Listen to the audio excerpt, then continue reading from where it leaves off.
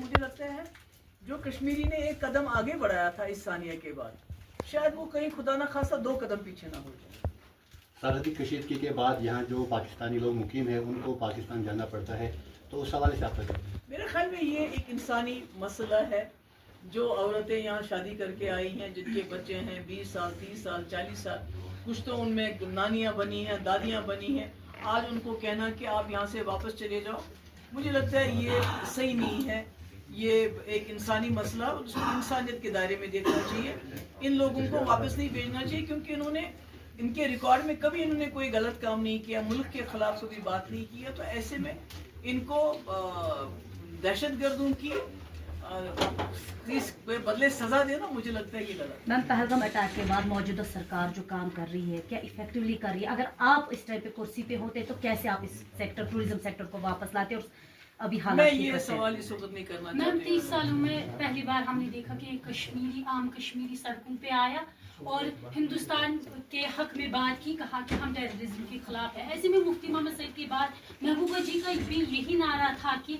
بات چیت سے جو ہے مسئلہ حل ہوگا، لیکن ہم دیکھ رہے ہیں فاروق عبداللہ صاحب کا اسٹیٹمنٹ آیا، انہوں نے کہا کہ لوکل سپورٹ کے بنا یہ پاسبل نہیں ہے۔ دیکھیے، سب سے پہلے تو میں نے کال دی ہڑتال کی، لوگ ہڑتال کرنا چاہتے پر ڈر تھا ان کو، لوگ سڑکوں پہ نکلنا، پہلے میں نے پروٹیسٹ کیا پھر لوگ نکلے پروٹیسٹ کے لیے، کیونکہ اس وقت ہمارا یہ فرض بنتا تھا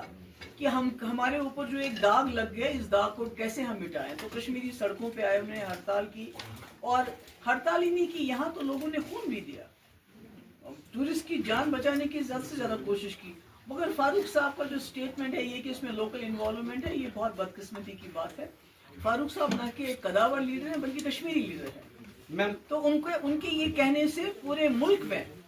جو کشمیریوں کو شک کی نظر سے دیکھا جاتا ہے، اسٹوڈنٹس ہو، کاروباری ہو، اس میں اضافہ ہو گیا، اور یہاں بھی پکڑ دکڑ زیادہ ہو گئی، جو مجھے لوگ بولتے ہیں کہ فاروق صاحب کے اسٹیٹمنٹ کے بعد پکڑ دکڑ زیادہ ہو گئی، یعنی کہ اگر کہیں کسی کا ہاتھ بند تھا تو اس نے ہاتھ کھول دیا اپنے، کہ نہیں اب فاروق صاحب نے بھی بولا اس لیے لوکل انوالومنٹ ہے تو پکڑو ان کو۔ مجھے لگتا ہے وہ صحیح بات نہیں ہے۔ میم جیسا کہ آپ نے دیکھا ہوگا کہ جو یہاں کے لوگ ہیں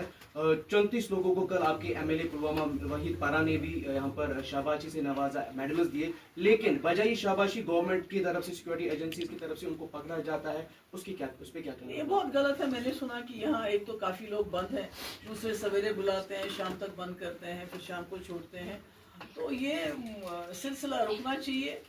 کیونکہ یہ امر ناتھ جی کی یاترا آ رہی ہے، انہی لوگوں کو اس میں بھی کام کرنا ہے، تو اگر آپ اس طرح ان لوگوں کے ساتھ سلوک کریں گے تو پھر مجھے لگتا ہے وہ ٹھیک نہیں ہوگا۔ بلکہ میں کہتی ہوں کہ یہاں جو گھوڑے والے ہیں ان کو ایک پیکیج ملنا چاہیے اس وقت، جو ہوٹل والے ہیں، ٹیکسی والے ہیں، ان کا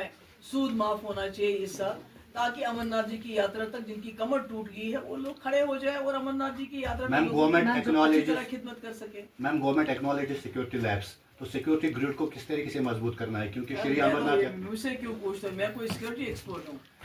تھینک یو۔